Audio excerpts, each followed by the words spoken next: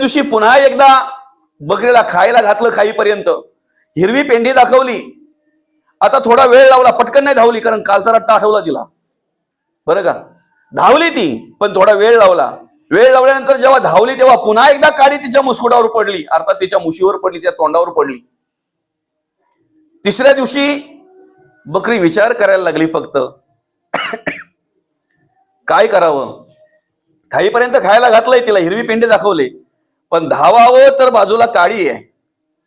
काडी पडल्याशिवाय राहणार नाही. जी पळत धावत जायची ना, ती आता हळूहळू पुढे पुढे पाय टाकायला लागली. पुढे पुढे हळूहळू पाय टाकता टाकता तिचं तोंड त्या हिरव्या पेंडीला लागणार तेवढ्यात पुन्हा फटका बसला. आणि चौथ्या दिवशी त्या शेतकऱ्याला खात्री झाली की आता बकरीला पेंडी दाखवूनही बकरी धावत नाही. बरं का, 2 दिवस पुन्हा त्याने प्रयत्न केला पेंडी दाखवायचा, नाही धावत. 7 दिवस पूर्ण झाल्यानंतर 8व्या दिवशी ती बकरी राजाच्या दरबारात आणली. त्या ठिकाणी आणली राजाकडे, आणि आणल्यानंतर राजाला सांगितलं, राजासाहेब खाईपर्यंत तिला खायला घाला. खाईपर्यंत तिला खायला घातलं, आणि ती काडी त्याच्या बरोबर होती, शेतकऱ्याच्या बरोबर. काडी बरोबर होती शेतकऱ्याच्या. आता सांगितलं राजाला, राजासाहेब दाखवा तिला हिरवी पेंडी, तुमच्याकडे काय असेल ते दाखवा. बकरीने पेंडीकडे ढुंकूनही बघितलं नाही. बकरी फक्त पाहत राहिली. कशाकडं? काडीकडं. काडीकडं पाहत राहिली. तेव्हा राजाला खात्री झाली की खऱ्या अर्थानं बकरीमध्ये परिवर्तन झालं. काय, मला जशी पाहिजे तशी बकरी या ठिकाणी मला पाहायला मिळते. बरं का, खरं तर हिरवी पेंडी दिसलेली असताना पण बकरी काडीकडे पाहते. त्याला कारण काय माहितीये का? काडीची भीती तिच्या अंतःकरणामध्ये, तिच्या मनामध्ये निर्माण झाली होती. तसं आम्हीही कार्य करत असताना कोणाला तरी कशाला तरी घाबरलं पाहिजे. बरं का, जो कशालाच घाबरत नाही ना, त्याचं जीवन फुकट आहे. ऐकताय ना? जो कोणालाच घाबरत नाही आणि कशालाच घाबरत नाही ना, त्याचं आयुष्य फुकट आहे, बर्बाद होतंय त्याचं आयुष्य. आणि मग लोक बोलतात, पण तो कोणालाच घाबरत नाही, तो बापाला पण घाबरत नाही. अरे पण पापाला तरी काय समजतंय का? तो बापाला पण घाबरत नाही, पण पापाला तरी. पापाला नाही पण बापाला तरी. कसली तरी भीती माणसाच्या अंतःकरणामध्ये पाहिजे ना. ज्या वेळेला भीती माणसाच्या अंतःकरणामध्ये असते ना, त्या वेळेला माणूस पुढचं कार्य करताना थोडासा विचार करत असतो. बरं का, जो पापाला घाबरतोय ना, तो पापकर्म करताना घाबरतोय. बरं का, जो दुःखाला घाबरतोय ना, तो पापकर्म करायला घाबरतोय. आणि खऱ्या अर्थानं आम्ही ही भीती अंतःकरणामध्ये ठेवली पाहिजे, तर आमचं मन स्थिर राहील. अन्यथा तेच मन काय कार्य करतंय माहितीये का? गती अधोगती मनाची युक्ती. त्या मनामध्ये एवढं सामर्थ्य, एवढी पॉवर आहे की तुम्हाला चांगली गती सुद्धा मनच प्राप्त करून देऊ शकतंय, आणि तुम्हाला अधोगतीला सुद्धा मनच नेऊ शकतंय. अधोगती सुद्धा मनच त्या ठिकाणी तुम्हाला प्राप्त करून देऊ शकतंय. म्हणून जतन करा, जतन करा. धावते सैरा ओढाळते. किती धावते? आता आपण बकरीचा दृष्टांत बघितला ना. धावते सैरा ओढाळते. जिथे त्याला खायला मिळेल तिथे धावते ते. जिथे त्याला खायला मिळेल तिथे धावते ते.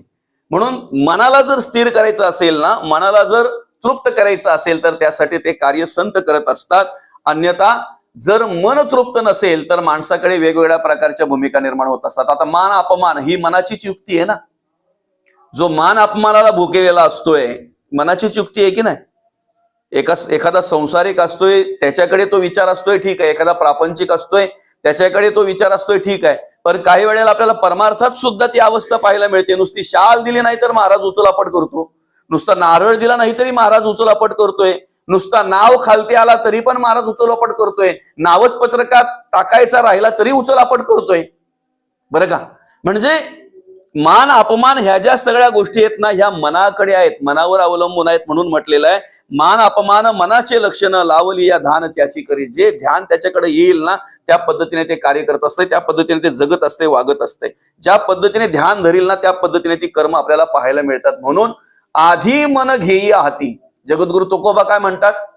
आधी मन घेई हाती, तोची गणराज गणपती. बरं का, आता आम्ही या ठिकाणी कार्य करत असताना काही वेळेला ऐकायला मिळतंय, काही लोक बोलतायत मनावर कंट्रोल असला म्हणजे झालं, मन फक्त ताब्यात पाहिजे माणसाच्या. मला सांगा, कोणाच्या ताब्यात मन आहे? इथे बसलेल्यांपैकी आपण ठामपणे सांगू शकतो की माझ्या ताब्यात मन आहे म्हणून? जर ताब्यात असतं तर इथंच राहिलं असतं. आता इथे बसल्यापासून कुठे कुठे जाऊन आलंय बघा जरा, स्वतःला विचारा.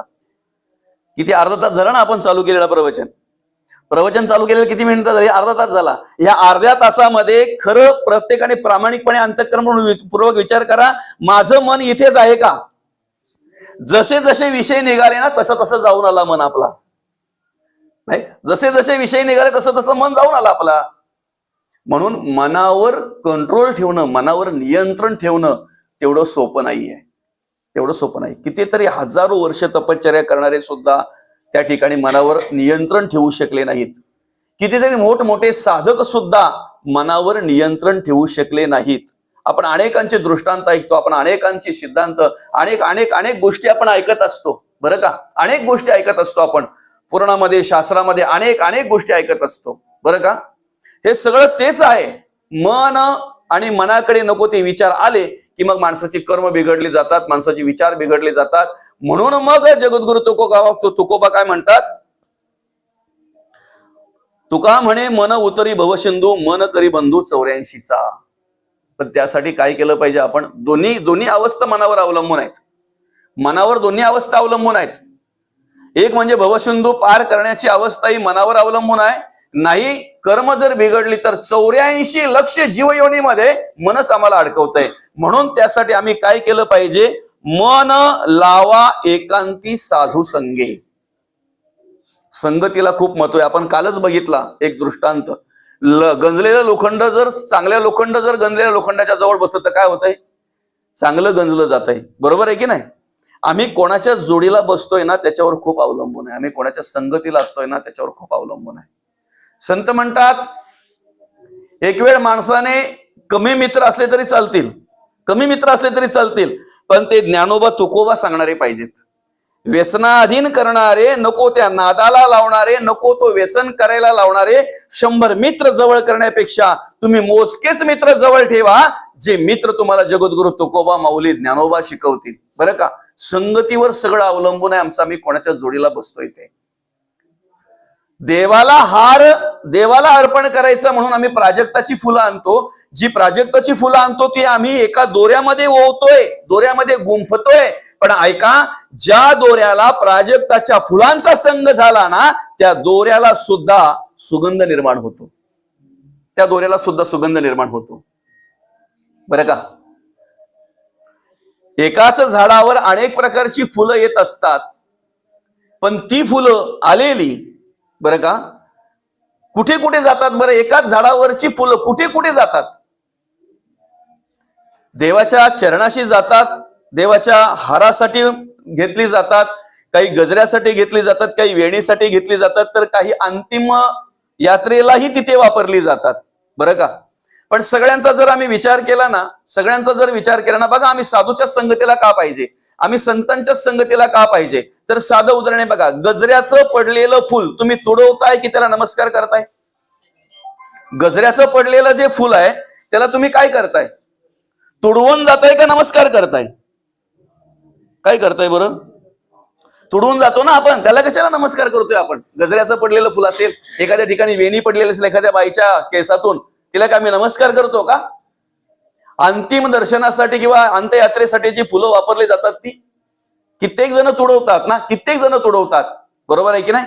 पण जे फुल देवाच्या चरणी जातंय ना, जे फुल देवाच्या गळ्यामध्ये जातंय ना हाराला, ते फुल निर्माल्य म्हणून बाजूला ठेवलं जातंय. त्याची विल्हेवाट लावली जाते किंवा त्याची व्यवस्थित त्या ठिकाणी काय केली जाते, काळजी घेतली जाते. काहीतरी त्याचं निर्माल्य म्हणून त्याची व्यवस्था केली जाते बरं का. मग साधं उदाहरण आहे, देवाच्या चरणी वाहणाऱ्या फुलाची जर एवढी व्यवस्था केली जाते, देवाच्या चरणी गेलेल्या फुलाची जर एवढी व्यवस्था केली जाते, त्याच्या पलीकडे संतांनी काय सांगितलंय माहितीये का? देवाच्या चरणी गेलेल्या फुलाला सुद्धा जर पुनर्जन्म नाही, तर जो माणूस जो देह देवाच्या चरणी अर्पण केलाय त्याला पुनर्जन्म असेल का? त्याची व्यवस्था देव करायचा विसरला असेल का? राहील का? फुलाची जर एवढी काळजी घेतली जाते तर माणसाची काळजी घेतली जाईल ना, देहाची काळजी घेतली जाईल ना. म्हणून आम्ही साधूच्या संगतीला पाहिजे. आम्ही काय केलं पाहिजे? आम्ही संतांच्या संगतीला पाहिजे. जर आम्ही संतांच्या संगतीला असलो, जर आम्ही साधूच्या संगतीला असलो, तर तेवढी काळजी आमची घेतली जाईल बरं का. त्या दृष्टीने आमच्याकडे पाहिलं जाईल बरं का. नको त्याची संगती जर आम्ही केली तर मग शेवटी तो दुष्परिणाम आम्हाला भोगायला येतो. बघा, राजहंश आहे, राजहंश. राजहंश म्हणजे साधा पक्षी नाही. दूध आणि क्षीर आणि नीर वेगळं करतोय तो, दूध आणि पाणी वेगळं करतोय राजहंश, बरं का. आणि तो राजहंश ज्या वेळेला फिरत होता, असा राजहंश एकट्याने फिरत असतो. बगडे वगैरे असे कसे असतात, ते थव्याने फिरतात ना, कावळे थव्याने फिरतात ना, बरं का. ज्या वेळेला बरेच बगळे फिरताना त्याने बघितले एकत्र, त्या राजहंशाने बरेच कावले एकत्र फिरताना जेव्हा बघितले त्या राजहंशाने, बरं का, त्यावेळेला मग काय झालं माहितीये का, त्याच्या मनामध्ये आलं, चिमण्या एकत्र फिरतात थव्याने, कावळे एकत्र फिरतायत थव्याने, बगडे एकत्र फिरतायत, असे अनेक एकत्र आहेत, सगळे थव्याने फिरतायत. त्याच्या मनामध्ये आलं, आपल्याला थव्याने नाही फिरता येणार, पण कमीत कमी एखादा तरी मित्र पाहिजे ना आपल्याला. थव्याने तर नाही फिरता येणार, पण एखादा तरी मित्र पाहिजे. आणि असा विचार करता करता त्याची नजर गेली डोमकावल्यावर. त्याची नजर कोणाकडे गेली? डोमकावल्यावर. मग त्याने विचार केला, एक तरी मित्र पाहिजे ना, हा मित्र का नको मग, म्हणून त्यांनी मैत्री कोणाशी केली? डोमकावल्याशी. आता रोज ते एकत्र राहायचे, एकत्र फिरायचे, बरं का, एकत्र राहायचे, एकत्र फिरायचे, असे मस्त की फिरायचे ते. एकदा काय झालं, फिरता फिरता एका हिरव्यागार पानांनी भरलेल्या झाडाच्या फांदीवर जाऊन दोघे बसले. त्याच झाडाखाली गाढ सावली आहे म्हणून एक पारधी शिकार करता करता फिरलेला, शिकार पाहता पाहता फिरून थकलेला तिथे झोपला होता. आणि झोपलेला असताना नेमकं काय झालं होतं माहितीये का, त्याच्या तोंडावर एक सूर्याचं किरण पानांच्यातून येऊन पडलं होतं. ऊन पडला होता, सूर्याचं किरण पडलं होतं. आता ह्या राजहंशाने काय विचार केला की आपण असं तरी बसलोय, बरं का, आपण असं तरी बसलोय ना, मग पंख पसरून जर बसलो तर सूर्याचा येणारा किरण थांबेल, पंखामध्ये आडला जाईल आणि तो बिचारा झोपलाय, त्याला गाढ झोप लागेल. चांगला विचार आहे ना, विचार चांगला आहे की नाही? राजहंशाने केलेला विचार चांगला आहे. आणि म्हणून मग त्याने पंख पसरले. पंख पसरल्यामुळे सूर्याचा किरण थांबला गेला. त्याच्यावर जे ऊन पडलं होतं तिथे आता सावली आली, त्या पारध्यावर, पारध्याच्या डोक्यावर, पारध्याच्या तोंडावर, बरं का. पण नेमकं झालं काय माहितीये का, मित्राने पंख पसरले हे कोणी बघितले? डोमकावल्याने. आणि मित्राने पंख पसरले हे डोमकावल्याने बघितल्याबरोबर त्यानेही पंख पसरले. पण काय असतंय माहितीये का, डोमकावला तेव्हाच पंख पसरतोय ज्या वेळेला त्याला विष्ठा टाकायची असते तेव्हा, बरं का. आणि नेमकं झालं का, यांनी पंख पसरल्याबरोबर त्याची विष्ठा ती खाली पडली, डोमकावल्याची विष्ठा खाली पडली ती पारध्याच्या अंगावर. आणि ती पडल्याबरोबर डोमकावला उठून पळून गेला. आता पारध्याच्या अंगावर काहीतरी पडल्यामुळे पारधी जागा झाला. जागा झाल्याबरोबर त्यांनी वरती बघितलं तर राजहंश पंख पसरून बसलेला आहे. त्याला काय माहितीये कोण आहे, कशासाठी बसलेला आहे, काय आहे. आणि माझ्या अंगावर तर विष्ठा पडलेली, म्हणजे इथं दुसरा पक्षी नाही म्हटल्यानंतर याचीच असेल. आणि मग त्याने विचार केला आणि त्याला वाटलं की याचीच विष्ठा आहे आणि यानेच हे सगळं हे केलेलं आहे. म्हणून क्षणाचाही विचार न करता त्याने त्याच्या भात्यातला बाण काढला आणि तो त्या राजहंशाच्या दिशेने जो मारला, राजहंशाला प्राणाला मुकावं लागलं, मेला गेला त्या ठिकाणी तो राजहंश. पण मरता मरता विचार करायला लागला, एकट्याने राहावं पण डोमकावल्याची संगत कधी करू नये. अर्थात माणसाने एकट्याने जरी राहायची वेळ आली तरी चालेल, पण वाईटाची संगत कधीही करू नये, कधीही करू नये. खोट्याची संगत जर केली ना, खोट्याची संगत जर केली, बरं का, तर असं म्हणतात ना का त्याच्या संगतीला त्यालाही मग शेवटी ते सगळे काही असतंय दुःख ते प्राप्त होतंय, त्याला ते आपोआप दुःख प्राप्त होतंय, बरं का. बऱ्याचशा गोष्टी आहेत त्याच्यामध्ये, बऱ्याचशे दृष्टांत आहेत, खूप दृष्टांत आहेत असे पाहण्यासारखे, की वाईटाची संगती जर आपण केली तर त्याच्याबरोबर अनेक प्रकारे त्या ठिकाणी दुःख भोगावं लागतंय किंवा दुःख अनेकांना ते पाहावं लागतंय. म्हणून या ठिकाणी जगद्गुरु तुकोबा काय सांगतात, गती अधोगती मनाची युक्ती, मन लावा एकांती. एकांती म्हणजे काय, तर कुठल्याही प्रकारची वासना, कुठल्याही प्रकारचा वाईट विचार, कुठल्याही प्रकारचा वाईट कर्म त्या ठिकाणी नको. तर अखंड आम्ही भगवंताच्या स्मरणामध्ये त्या ठिकाणी तल्लीन झालो पाहिजे. एकांत, एकांत. आता एकांत बघा, म्हणजे देहभान विसरला पाहिजे मनुष्य. मी कुठे बसलोय तेही विसरला पाहिजे. नवे नवे मी कोण आहे ते पण विसरला पाहिजे. जीवशिव ऐक्य झालं ना की मग वेगळे पण उरत नाही, वेगळं पण उरत नाही. बरं का? तेवढा आमचा एकांत राहतो. म्हणजे देहभान मनुष्य विसरतोय कधी? घरामध्ये एखाद्या लहान मुलाच्या हातात जर मोबाईल सापडला आणि त्याने जर रील्स पाहायला जर सुरुवात केली ना, तर त्याचे पप्पा आलेत हेही त्याला माहिती नाही. अर्धा एक तास होतो, सगळं आवरतंय आणि मग त्याच्या रील्स मधून तो निघाला, तो मोबाईल मधून निघाला की मग तो मम्मीला विचारतो, आईला विचारतोय, पप्पा आले का ग? तेव्हा ती बोलते, 1 तास झाला येऊन पप्पा, तुझ्या जवळ येऊन बसले सुद्धा, तुला आवाज पण दिला. पण तो एवढा मग्न असतो की आजूबाजूला काय चाललंय ना हेही त्याला माहिती नसतंय. आजूबाजूला काय चाललंय हेही त्याला माहिती नसतंय. बरं का? दुसरं बघा, माणूस एकांत नाही बोलता येणार त्याला, तेवढा एकाग्र कुठे होतो बघा. म्हणजे देहभान विसरून जातो. मी कुठे बसलोय ते पण विसरून जातो, माझ्या बाजूला आजूबाजूला काय ते पण विसरून जातो. एक साधं उदाहरण जर पाहायला गेलं तर पूर्वी बरीचशी माणसं गडावर मासे पकडायला जायचे. बरं का? असा तो गड असायचा ना, आकडा नाही का, आणि त्याला धागा लावलेला असायचा एकदम पातळ, म्हणजे नजरेत पण दिसत नाही, नजरेत पण दिसत नाही असा तो तंगूचा धागा लावलेला असायचा. बरोबर आहे? त्या धाग्याला ठराविक अंतरावर का असायचं बरं? कांडा असायचा. बरोबर? ज्याला कांडा भेटला ना तो थर्माकोल लावायचा. म्हणजे पाण्यावर तरंगणारी वस्तू. बरं का? पाण्यावर तरंगणारी वस्तू कांडा असायचा. बरं का? आता मला सांगा, जो गळ टाकून बसायचा त्या पाण्यामध्ये, त्याचं सतत लक्ष कुठे असायचं? किती बाजूला साप येऊन बसले ना त्याच्या, हेही त्याला माहित नसायचं. एवढा तो कांड्याकडे पाहत राहायचा ना की त्याचं फक्त एकच लक्ष असायचं, कांडा हालतोय कधी आणि मी काडी उचलतोय कधी. गवतात बसलेल्या माणसाच्या बाजूला साप येऊन बसला हेही त्याला कळत नव्हतं, हेही माहिती नव्हतं. जेव्हा बाजूचा आवाज द्यायचा तेव्हा तो गळ टाकून बाजूला पळायचा. ही अवस्था जर आमची देवपूजा करताना झाली तर मला सांगा, देव आणि आमच्यात वेगळं पण राहील का? ही अवस्था जर आम्हाला देवाचं नामस्मरण करताना जर झाली तर आमच्यात आणि देवामध्ये वेगळं पण राहील. देहभान विसरला पाहिजे मनुष्य. मी कुठे बसलेलो आहे हे पण विसरला पाहिजे. आजूबाजूला काय आहे काय नाही मला माहिती नाही, माझं नामस्मरण चालू आहे, देव आणि मी, बस, मला दुसरं माहिती नाही. तेवढा देहभान मनुष्य ज्या वेळेला परमार्थामध्ये कार्य करत असताना विसरेल ना, एकाग्र होईल ना, एकांत ज्या वेळेला निर्माण होईल ना, एकांत ज्या वेळेला निर्माण होईल ना, त्यावेळेला खऱ्या अर्थानं आम्ही केलेला परमार्थ सार्थकी लागेल किंवा आम्ही केलेली भक्ती त्याची प्राप्ती आम्हाला मिळेल. बरं का? आता काही विद्यार्थी आपल्याला असे पाहायला मिळतात की वर्षभर अभ्यास करतात, सकाळपासून संध्याकाळपर्यंत अभ्यास चालू असतो. बरं का? पण तरीही नापास होतात. त्याला कारण काय? एकांत नाही. अभ्यास करतात, पुस्तक समोर असते पण मन तिथे नाही ना. आणि काही विद्यार्थी असे असतात ना, फक्त 1-2 महिना आधी अभ्यास करायला सुरुवात करतात, वेळापत्रक मिळालं का मग मात्र भरपूर अभ्यास करतात, ते भरपूर अभ्यास करतात, तरी सुद्धा ते 1 नंबरने पास होतात. त्याला कारण काय माहितीये का?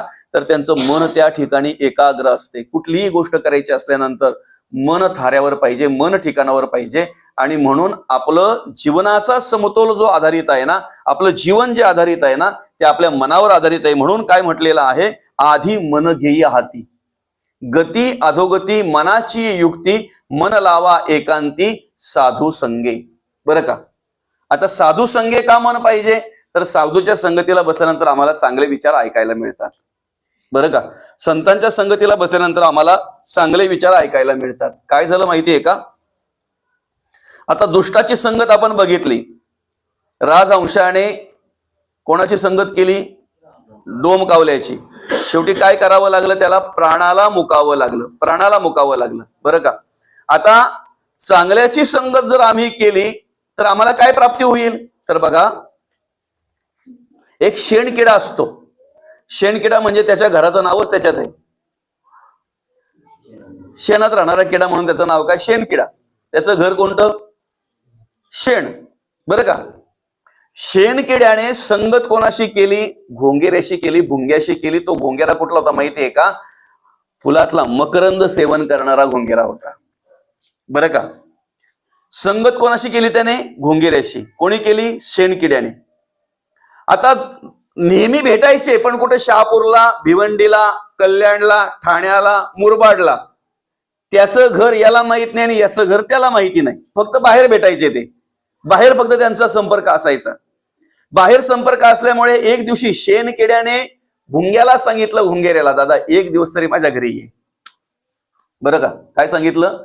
एक दिवस तरी माझ्या घरी ये तू. आग्रह केला त्याला, आग्रह केला. बरं का. आणि मग ठरल्याप्रमाणे एक दिवशी त्या शेणकिड्याच्या बरोबर तो भुंगा निघाला. निघाल्यानंतर आपण लांबूनच दाखवतो नाही का, तो घर आपला. बरं का. घरी जायचंय पण तरी सुद्धा एकदा त्या समोरून एंट्री केली, तो घर आपला. हो का, समोर दिसतो तो. तसं समोरच दिसत होता शेणकिड्याचा घर. घोंगेऱ्याला त्याने सांगितलं, ते घर आपलं बरं का. लांबूनच बघितल्याबरोबर तिथेच हात जोडले कोणी? घोंगेऱ्याने. भुंग्याने काय सांगितलं? दादा माझे नियम आहेत काही. काय सांगितलं? माझे काही नियम आहेत. तुझी माझी संगत आहे, ठीक आहे. तुझी माझी ओळख आहे, इथपर्यंत ठीक आहे. पण मी तुझ्या घरी येऊ शकत नाही. समजतंय ना? ज्याच्या घरामध्ये दिवा लागत नाही ना, त्याच्या घरी जेवायचा लांब गेलं पाणी पण पिऊ नका. पण ज्याच्या घरामध्ये दिवा लागत असेल ना, ज्याच्या घरामध्ये देवाची पूजा होत असेल ना, तो कुठल्या जातीचा आहे ते बघू नका, त्याच्याकडे जेवल्याशिवाय निघू नका. शास्त्र सांगतंय. बरं का. संत सांगतात. शास्त्रापेक्षा संत सांगतात. किती मोठा असू द्या ना तो, किती करोडपती असू द्या, अजून कोणी असू द्या, किती उच्च वर्णाचा असू द्या, त्याच्या घरात जर दिवा लागत नाही, देवाला जर अगरबत्ती दाखवली जात नाही, देवाला मानत नाही ना, पाणी पण पिऊ नका तिथे. पाणी पण पिऊ नका. बरं का. कारण कुठल्या दोषातून अन्न आलं असेल, कुठल्या कर्मातून अन्न आलं असेल, कुठल्या पद्धतीने अन्न आलं असेल ते सांगू शकत नाही. आणि ते अन्न जर तुम्ही ग्रहण केलं तर ते विचार तुमच्याकडे आल्याशिवाय राहणार नाहीत. त्याने बघितलं याचा घर म्हणजे शेणाचा. बरं का. आणि मग तिथे काय आपण जाणार, म्हणून त्याला हात जोडले. सांगितलं, ठीक आहे दादा, बरं का, माझे काही नियम आहेत, आपली संगत आहे तिथपर्यंत ठीक आहे, आपण बाजूला भेटतोय, बाहेर भेटतोय, ठीक आहे, पण मी तुझ्या घरी येऊ शकत नाही. हात जोडले त्याला. पण तिथेच त्याला सांगितलं, आता तुझ्या आग्रहास्तव मी तुझ्या घरापर्यंत आलोय की नाही, एकदा तू माझ्याकडे ये. काय सांगितलं? एकदा तू माझ्याकडे ये. एक ती भावना असते माणसाची, नाही का, की त्याने जर एवढा आपल्याला आग्रह केला तर आपणही त्याला केला पाहिजे, सांगितलं पाहिजे. आणि ठरल्याप्रमाणे एक दिवशी काय झालं माहितीये का, त्या घोंगेऱ्याच्या बरोबर तो शेणकिडा निघाला. कोणाकडे? त्या घोंगेऱ्याच्या घराकडे यायला. बरं का. यायला निघाला आणि आला सुद्धा. नेमकं झालं काय? आताच उमळलेलं फुल होतं, सकाळची वेळ होती. आणि त्या उमललेल्या फुलामध्ये ज्या वेळेला त्या शेणकिडा आला ना, त्यावेळेला त्याने तो सुगंध घेतला ना. सुगंध घेतल्याबरोबर त्याला एवढा आनंद झाला की म्हणे आयुष्यभर कधी हा गंध मला आलाच नव्हता, कधीच नाही. तो नुसता सुगंध घेतला त्याने. आणि त्याच्यानंतर जसं त्या घोंगेऱ्याने मकरंद सेवन करायला सुरुवात केली त्या फुलातला, तसं त्यानेही ते मकरंद सेवन करायला सुरुवात केली. आणि मग मात्र त्याचा आनंद गगनात मावेना असा झाला. आनंद गगनात मावेना असा झाला. मनातल्या मनात बोलायला लागला, अरे काय खाऊन राहायचो मी, पण आज म्हणे हे मला प्रथमच भेटलेलं आहे. पहिलीच ही चव मी चाकतोय मकरंदाची. मकरंद मला आज प्रथमच प्राप्त झालाय, प्रथमच पाहायला मिळालाय. बरं का. थोड्या वेळामध्ये काय झालं, तो भुंगा, तो घोंगेरा, त्याने मकरंद सेवन करून निघून गेला. पण हा शेणकिडा जो आहे ना, तो त्या ठिकाणी एवढा रममाण झाला की देहभान विसरून गेला. एवढा रममाण झाला. आणि थोड्याच वेळामध्ये एक पुजारी आला. ते फूल तोडलं, ते फूल परडीत घेतलं आणि मंदिरामध्ये ती परडी घेऊन गेल्यानंतर त्या ठिकाणी बघितला ते वातावरण वगैरे त्या शेणकिड्याने, तर देह सार्थक झाल्याचं एक भास त्याच्या अंतःकरणामध्ये निर्माण झाला. की कुठे कुठे असायचो मी, कुठे कुठे पडायचो मी, कुठे कुठे फिरायचो मी, पण कधीही आयुष्यात अशा जागी आणि अशा वातावरणामध्ये कधी आलोच नाही. ते फूल ज्या वेळेला त्या पुजाऱ्याने घेतलं आणि देवाच्या चरणावर टाकलं ना, त्या फुलाच्या बरोबर ज्या वेळेला त्या शेणकिड्याला देवाच्या चरणाचा स्पर्श झाला, त्या वेळेला मात्र त्याचा आनंद गगनात मावेना झाला. आणि मग त्याच्या मनामध्ये एक विचार आला की चांगल्याची संगत केली म्हणून देवाच्या चरणापर्यंत पोहोचलो, नाही तर आतापर्यंत मी कधी देवाच्या चरणापर्यंत पोहोचलोच नसतो. म्हणून वाईटाची संगत करण्यापेक्षा चांगल्याची संगत करा. जगद्गुरु तुकोबा ह्या प्रस्तुत अभंगातून आपल्याला काय सांगतात? गती अधोगती मनाची युक्ती, मन लावा एकांती, कुठे? साधू संगे. कारण जतन करा धावते सैरा ओढाळते. कसं ओढाळे? बकरीचा दृष्टांत त्या ठिकाणी आपण बघितला. मान अपमान मनाचे लक्षण, लाविली या ध्यान तेची करी. जे ध्यान त्याच्याकडे असेल ना त्याचप्रमाणे ते करतंय. म्हणून तुका म्हणे मन उतरी भव सिंधू. देहाचं सार्थक करायचं सुद्धा मनावर अवलंबून आहे. अर्थात 84 लक्ष योनीतून सुद्धा आपण मुक्त होऊ शकतो, हे मनावर आधारित आहे. आणि 84 लक्ष योनीतून